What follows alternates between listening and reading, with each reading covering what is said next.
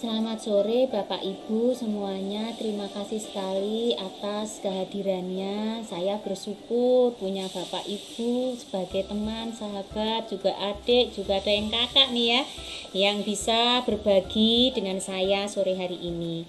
Mohon izin, apakah kita bisa memulai Bapak Ibu? Anjir. Assalamualaikum warahmatullahi wabarakatuh. Salam sejahtera buat kita semua, berkah dalem, namo budayo. Bapak Ibu, sore ini kita akan melihat dan memastikan apakah kita semua masih ingat tentang filosofi Ki Hajar Dewantara. Namun sebelumnya Bapak Ibu mohon izin agar Bapak Ibu menyebut Bapak Ibu semua. Kami harapkan Bapak Ibu tidak kecewa. Kami menyampaikan budaya positif yang setelah kami lakukan, kemudian menginspirasi bagi Bapak Ibu semua dan juga anggota masyarakat arah pendidikan untuk selanjutnya. Mohon izin share PPT ya Bapak Ibu.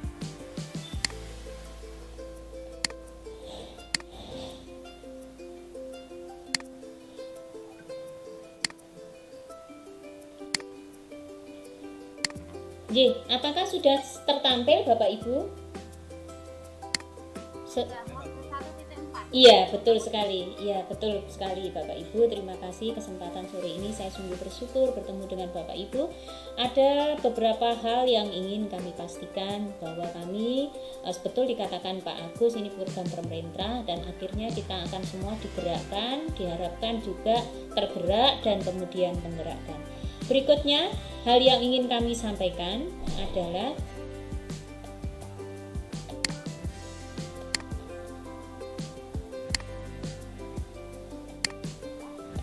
tujuan daripada sosialisasi adalah untuk adalah untuk mengenal kembali, mengingatkan kembali akan pemikiran Ki Hajar Dewantara, kemudian budaya positif dan keyakinan khas, hasil konseling sebagai masukan melakukan kolaborasi dan restitusi sekolah. Memang istilah-istilah ini ada beberapa hal yang mungkin baru Bapak Ibu, tapi sebetulnya ini sudah kita lakukan. Ini kita sudah lakukan, mungkin namanya dan intensinya itu yang kemudian menjadi bahan pertimbangan. Nah, pemikiran filosofi Ki Hajar Dewantara seperti halnya kita semua sudah ketahui bahwa motonya adalah ing ngarsa sung tulodo ing madya mangun karsa tutwuri handayani ya. Di depan itu guru sebagai pemimpin pembelajaran itu memimpin ya. Ing madya mangun karsa, kemudian juga sebagai pemimpin pembelajaran mendidik juga ya, mendidik. Tutwuri handayani, jadi mendorong, memotivasi, menjadi fasilitator bagi setiap anak. Nah, di dalam pemikiran filosofi Ki Hajar Dewantara ada beberapa hal yang harus kita ingatkan kembali. Mungkin kita merasa memiliki Ki Hajar Dewantara tetapi belum memperdalam tentang pemikiran-pemikiran Ki Hajar Dewantara. Maka saat inilah kita diingatkan kembali tentang setiap anak itu unik. Kemudian guru adalah teladan, peran guru adalah among itu di depan Bapak Ibu, dan sebagai teladan kita juga harus ngemong itu merawat, mengasuh begitu, dan juga momong ya, mendukung, mengarahkan agar supaya anak-anak yang memiliki perbedaan itu bertumbuh berkembang sesuai dengan kodrat yang berbeda-beda. Tujuannya apa Bapak Ibu untuk pembelajaran adalah mencapai kebahagiaan setinggi-tingginya. Nah, ini Bapak Ibu yang berbeda daripada paradigma sekolah yang lama. Nah, sekolah yang baru diharapkan itu memperhatikan keistimewaan setiap anak. Jadi anak itu Bapak Ibu memiliki keunikan, dan oleh sebab itu sebagai guru kita harus bisa menerima mereka apa adanya dan menumbuhkan sikap positif supaya dapat memacu atau mendorong anak-anak berkembang sesuai dengan kodratnya. Nah, kodratnya itu bermacam-macam. Ada anak yang memiliki bakat dan minat yang berbeda-beda. Nah, guru dan pendidikan itu diharapkan mampu memfasilitasi semua itu. Ya, ini yang menjadi sebuah dasar daripada pemikiran filosofis Ki Hajar Dewantara.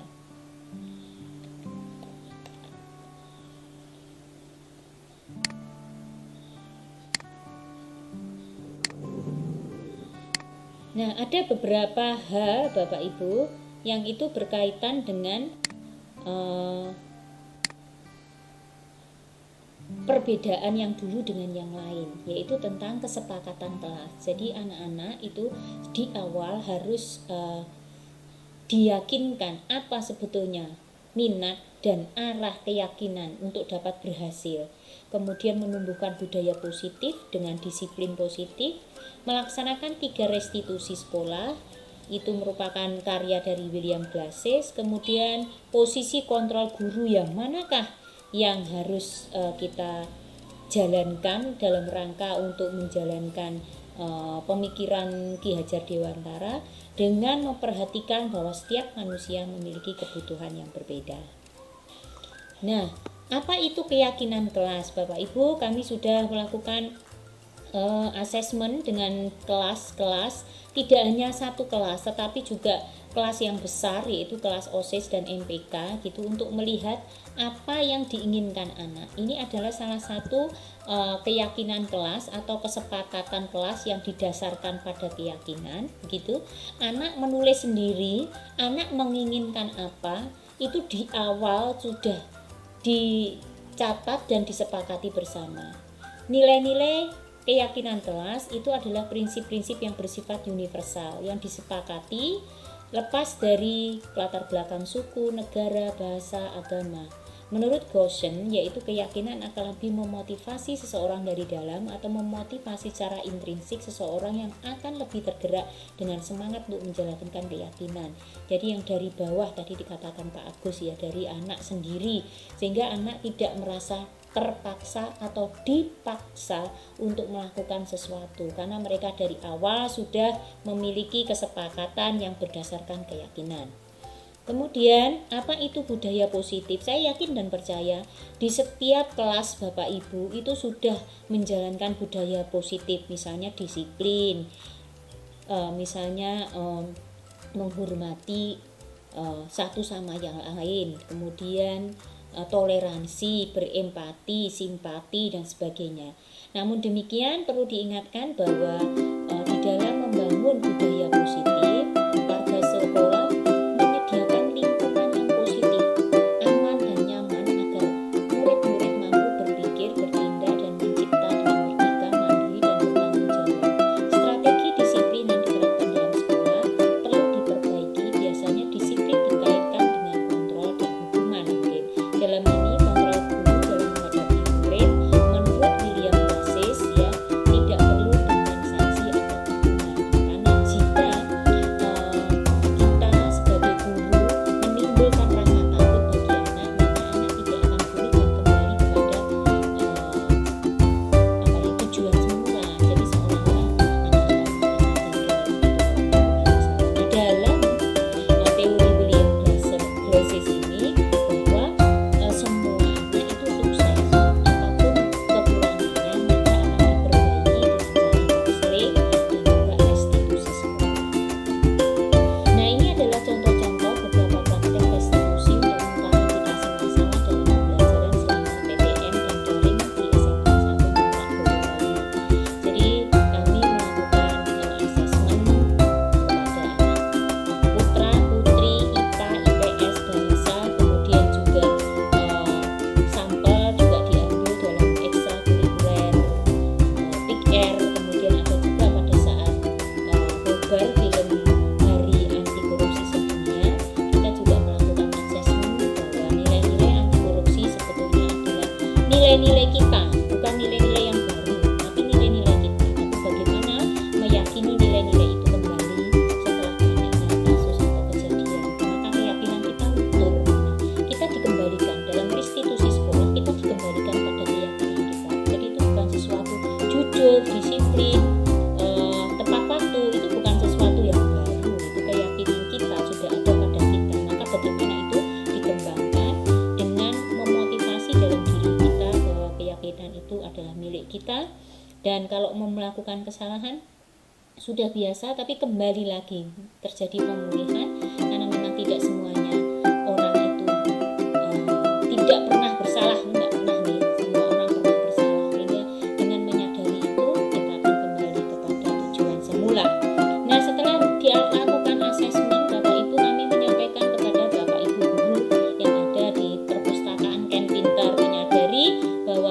pelajar atau siswa atau murid atau peserta didik memiliki kebutuhan-kebutuhan yang harus kita penuhi sebagai guru, ya, among, ngomong, ngemong ini Bapak Ibu, sehingga kita mengetahui keinginan mereka akan kebutuhan pembelajaran, kesulitan di dalam fokus, dan juga kesulitan di dalam strategi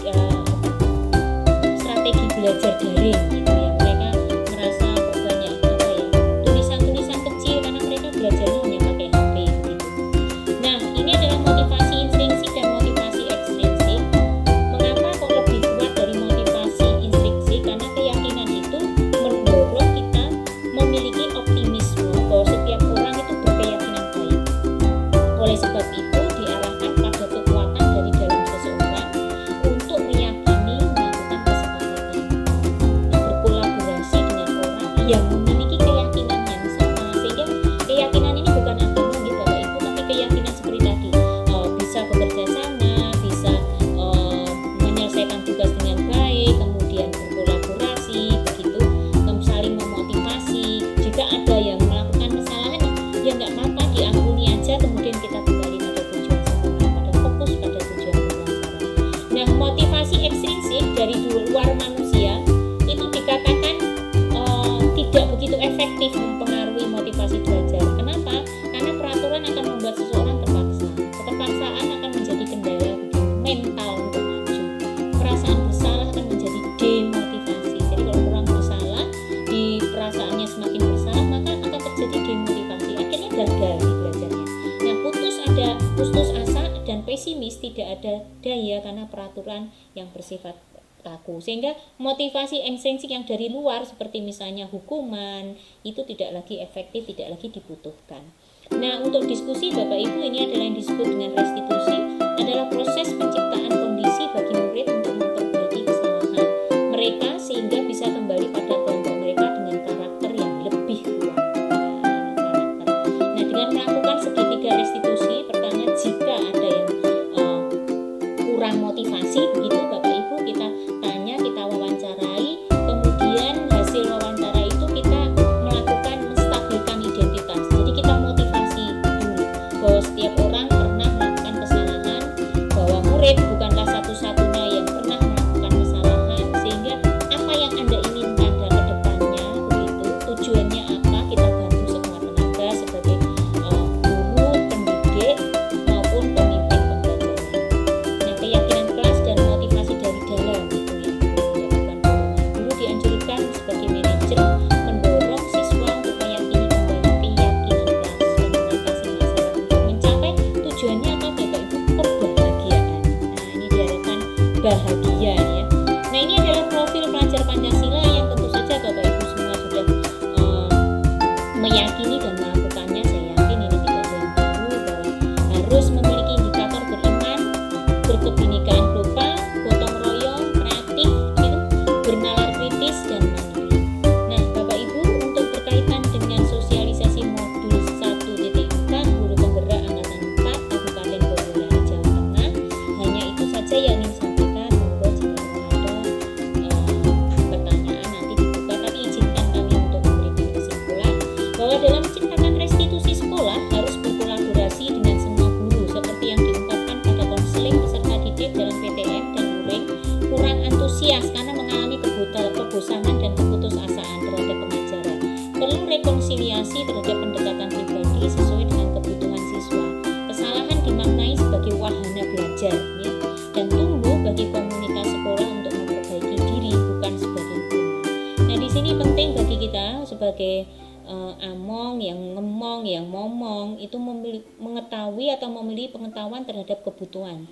Jadi kebutuhan akan kesenangan, kebutuhan akan cinta dan kasih sayang, kebutuhan kebebasan, kebutuhan penguasaan, dan kebutuhan untuk bertahan hidup. Ya, mungkin misalnya anak-anak yang suka ngeles gitu, suka bercanda, mungkin dia memiliki kebutuhan untuk kesenangan. Nah, ini juga penting bagi kita untuk memahami apa yang kita sajikan di kelas apakah menyenangkan atau tidak ya.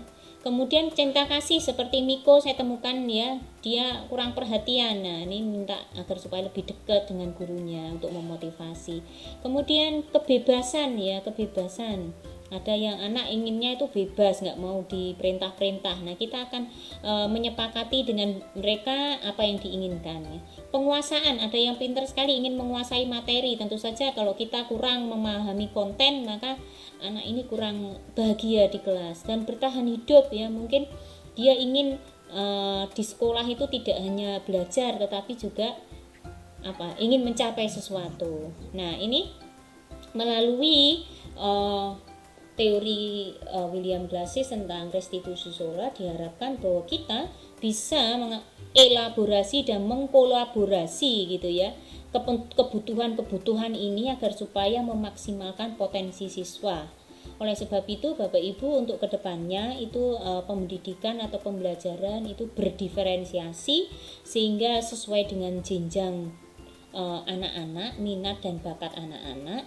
Namun demikian kita penting bagi kita sebagai guru untuk upgrading skill kita karena di sini ada fungsi scaffolding. Jadi kita diharapkan bisa mengatasi semua level tingkatan siswa dengan berbagai macam minat dan bakat. Wow, nggih.